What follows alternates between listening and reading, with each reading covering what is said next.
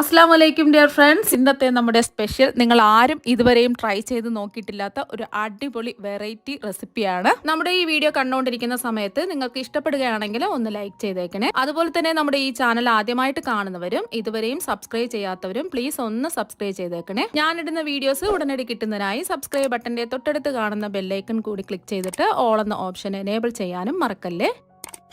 അപ്പൊ ഇന്നത്തെ റെസിപ്പി എന്ന് പറയുന്നത് വരിക്കച്ചക്ക വെച്ചിട്ടുള്ളതാണ്. അപ്പൊ ഇതിന് വേണ്ടിയിട്ട് ഞാനിപ്പോൾ 1/2 കിലോ വരിക്കച്ചക്കയാണ് എടുത്തിട്ടുള്ളത്. വരിക്കച്ചക്കയ്ക്ക് പകരം നിങ്ങൾക്ക് കൂഴച്ചക്ക വേണമെങ്കിലും എടുക്കാവുന്നതാണ്.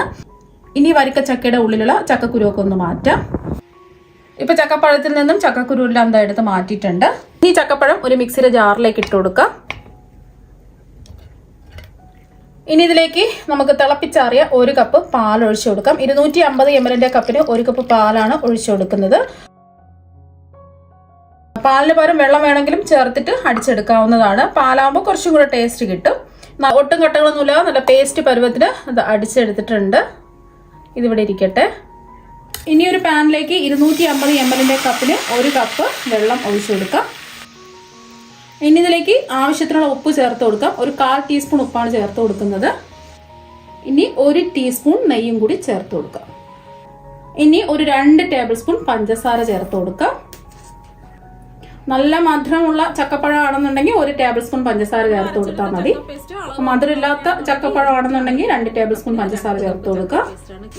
ഇനി ഒന്ന് ഇളക്കി കൊടുക്കാം. ഈ പഞ്ചസാര എല്ലാം ഒന്ന് അലിഞ്ഞു വരട്ടെ. അപ്പൊ പഞ്ചസാര എല്ലാം അലിഞ്ഞ് വെള്ളമൊക്കെ തിളച്ച് വന്നിട്ടുണ്ട്. ഇനി ഇതിലേക്ക് നമ്മൾ അടിച്ചു വെച്ച ചക്കപ്പഴം മുഴുവനും ചേർത്ത് കൊടുക്കാം.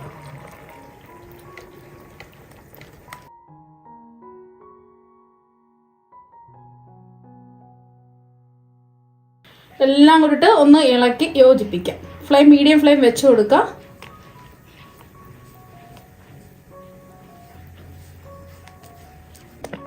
ഇപ്പൊ ഇതൊന്ന് തിളച്ച് വന്നിട്ടുണ്ട്. ഈ ഒരു സമയം നമുക്ക് ഇതിലേക്ക് കുറച്ചായിട്ട് റവ ചേർത്ത് കൊടുക്കാം. ഞാനിപ്പോൾ 250 ml കപ്പിന് 1 കപ്പ് റവയാണ് എടുത്തിട്ടുള്ളത്. മുഴുവനായിട്ട് ഇട്ട് കൊടുക്കരുത്, കുറച്ച് ഇട്ടിട്ട് ഇതുപോലെ ഒന്ന് ഇളക്കി യോജിപ്പിച്ചെടുക്കുക. ഒരുമിച്ചിട്ട് കൊടുക്കുകയാണെന്നുണ്ടെങ്കിൽ കട്ട പിടിക്കും. മീഡിയം ഫ്ലെയിം തന്നെ വെച്ച് കൊടുക്കുക. എന്നിട്ട് കുറച്ചായിട്ട് റവ ഇട്ട് കൊടുക്കുക. റോസ്റ്റ് ചെയ്തതോ റോസ്റ്റ് ചെയ്യാത്തതോ ഏത് റവ വേണമെങ്കിലും എടുക്കാവുന്നതാണ്. വലിയ തരിയുള്ള റവയൊക്കെ ആണെന്നുണ്ടെങ്കിൽ ജസ്റ്റ് മിക്സിയുടെ ജാറിലിട്ട് ഒന്ന് പൊടിച്ചിട്ട് എടുക്കുക. ചെറിയ തരിയാണെന്നുണ്ടെങ്കിൽ കുഴപ്പമൊന്നുമില്ല.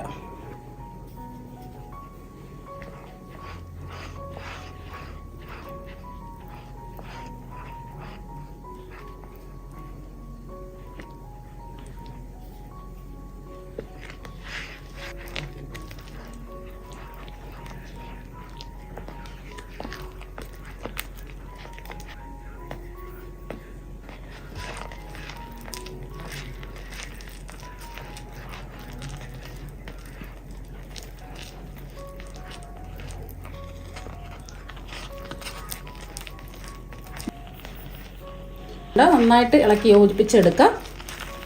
ഇപ്പോൾ ഫുള്ള് റവയും ഇട്ട് കൊടുത്തിട്ടുണ്ട്. നന്നായിട്ടൊന്ന് ഇളക്കി യോജിപ്പിച്ചെടുക്കാം.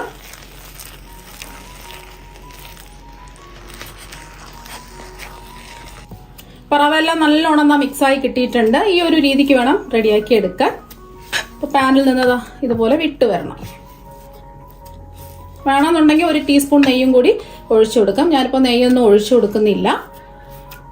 അപ്പോൾ ഇതുപോലെ ആയി കിട്ടിയില്ല എന്നുണ്ടെങ്കിൽ 1-2 ടേബിൾ സ്പൂൺ കൂടി റവ ചേർത്തിട്ട് ഒന്ന് ഇളക്കി യോജിപ്പിച്ച് ഈ ഒരു രീതിക്ക് ആക്കിയെടുക്കാം. അപ്പോൾ ഇത് നല്ല ചൂടാണ്. അപ്പോൾ ഇത് വേറൊരു പാത്രത്തിലേക്ക് മാറ്റിയിട്ട് ഒന്ന് മൂടി വെക്കാം. ഇനി ഒരു പാനിലേക്ക് 250 ml കപ്പിന് 1/2 കപ്പ് പൊടിച്ച ശർക്കര ചേർത്ത് കൊടുക്കാം. ഇനി ശർക്കര മെൽറ്റായി കിട്ടുന്നതിന് വേണ്ടിയിട്ട് ഒരു 2 ടേബിൾ സ്പൂൺ വെള്ളം ഒഴിച്ചു കൊടുക്കാം. മീഡിയം ഫ്ലെയിം വെച്ച് കൊടുക്കാം. ശർക്കര എല്ലാം ഒന്ന് അലിഞ്ഞു വരട്ടെ. ഇത് കല്ലും മണ്ണും അഴുക്കൊന്നും ഇല്ലാത്ത ശർക്കരയാണ് ഞാൻ എടുത്തിട്ടുള്ളത്. കല്ലും മണ്ണും അഴുക്കൊക്കെ ഉണ്ടെന്നുണ്ടെങ്കിൽ നമ്മളൊന്ന് ഉരുക്കിയെടുത്തതിന് ശേഷം ഒന്ന് അരിച്ചിട്ട് വേണം എടുക്കാൻ. അതുപോലെ തന്നെ നല്ല മധുരമൊക്കെ വേണമെന്നുണ്ടെങ്കിൽ ഒരു 3/4 കപ്പ് ശർക്കര വരെ എടുക്കാം. ഞാനിപ്പോൾ അത്യാവശ്യം നോർമൽ മധുരമാണ്, 1/2 കപ്പ് ശർക്കരയാണ് എടുത്തിട്ടുള്ളത്.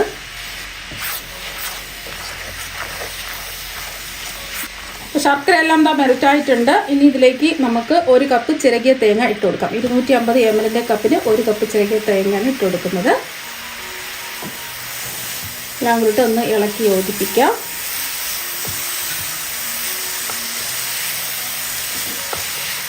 ശർക്കരയും തേങ്ങയും ഇതാ ഒന്ന് യോജിച്ച് വന്നിട്ടുണ്ട്. ഈ ഒരു സമയം കുറച്ച് കശുവണ്ടി ഇതുപോലെ ചെറുതായിട്ട് കട്ട് ചെയ്ത് ചേർത്ത് കൊടുക്കാം. വേണമെന്ന് നിർബന്ധമൊന്നുമില്ല. നിങ്ങൾക്ക് ഇതിന് പകരം വേണമെന്നുണ്ടെങ്കിൽ നിലക്കടല ചെറുതായിട്ട് പൊടിച്ച് ചേർത്ത് കൊടുക്കാം. അപ്പോൾ ഏതെങ്കിലും നട്ട്സ് ചെറുതായിട്ടൊന്ന് പൊടിച്ച് ചേർത്ത് കൊടുത്താൽ മതി. അതും ഇതും കൂടി ചേർക്കുമ്പോൾ ഇടയ്ക്ക് കഴിക്കാൻ നല്ല ടേസ്റ്റ് ആയിരിക്കും. ഇതില്ലെങ്കിലും കുഴപ്പമൊന്നുമില്ല. വെറും ശർക്കരയും തേങ്ങയും മാത്രം ചെയ്തിട്ടെടുത്താലും മതി.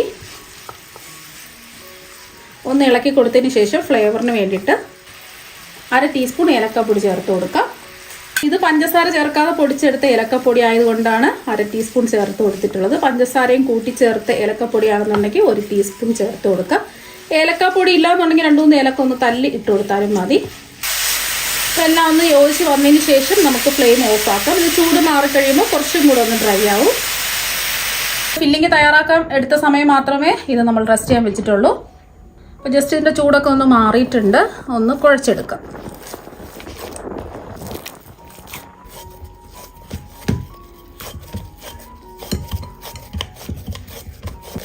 അപ്പോൾ ഒന്നും കൂടെ സോഫ്റ്റ് ആയിട്ട് ഒന്ന് കുഴച്ചെടുക്കാം. ഒട്ടിപ്പിടിക്കുകയാണെന്നുണ്ടെങ്കിൽ കയ്യിൽ കുറച്ച് നെയ്യ് തടവിയതിന് ശേഷം ഒന്ന് ഉരുട്ടിയെടുക്കുക.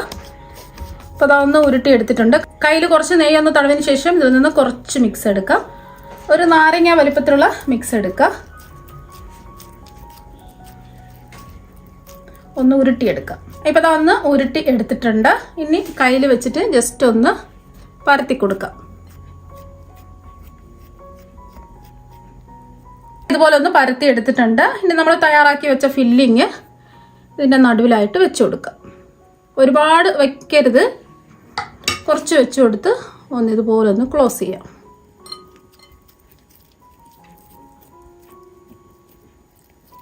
ഒന്നുകൂടി ഒന്ന് ഉരുട്ടിയെടുക്കാം. ഇപ്പോൾ ഒന്ന് ഉരുട്ടി എടുത്തിട്ടുണ്ട്. അപ്പോൾ ഇതുപോലെ വേണമെങ്കിലും നിങ്ങൾക്ക് എടുക്കാം. ചെറുതായിട്ടൊന്ന് കൈ വെച്ചിട്ട് ഇതുപോലെ ഒന്ന് പ്രസ് ചെയ്ത് എല്ലാ ഭാഗത്തും ഒട്ടും സ്ക്രാച്ച് ഒന്നും ഇല്ലാതെ ഒന്ന് ഷേപ്പ് ചെയ്തെടുക്കാം. ബാക്കിയെല്ലാം ഇതുപോലെ തന്നെ നമുക്ക് ചെയ്തിട്ടെടുക്കാം. ഇപ്പോൾ അതെല്ലാം ഫില്ലിംഗ് ഒക്കെ വെച്ച് ഷേപ്പ് ചെയ്ത് റെഡിയാക്കി എടുത്തിട്ടുണ്ട്. ഇനി നമുക്ക് ഷേപ്പ് ചെയ്തെടുത്ത ഓരോന്നും ചൂടായി കിടക്കുന്ന എണ്ണയിലേക്ക് ഇട്ട് കൊടുക്കാം.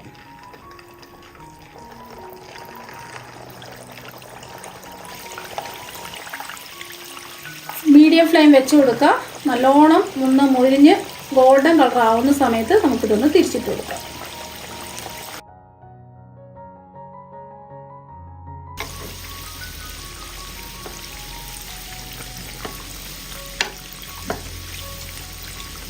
ഈ വശവും ഇതുപോലെ തന്നെ നല്ലൊരു ഗോൾഡൻ നിറാവട്ടെ.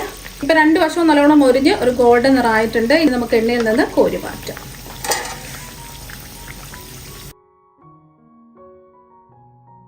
ഇപ്പോൾ വരിക്ക ചക്കപ്പഴം വെച്ചിട്ടുള്ള സ്നാക്സ് ഒക്കെ ഫ്രൈ ചെയ്ത് എടുത്തിട്ടുണ്ട്. നല്ല അടിപൊളി ടേസ്റ്റാണ്. നിങ്ങൾക്ക് ഹെൽത്തി ആയിട്ടാണ് ഇത് കഴിക്കാൻ ആഗ്രഹിക്കുന്നതെങ്കിൽ ആവിയായിട്ട് വേവിച്ചെടുത്താലും മതി.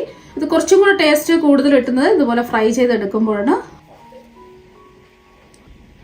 പുറത്ത് നല്ല ക്രിസ്പിയാണ്, ഉള്ളിൽ നല്ല സോഫ്റ്റുമാണ്.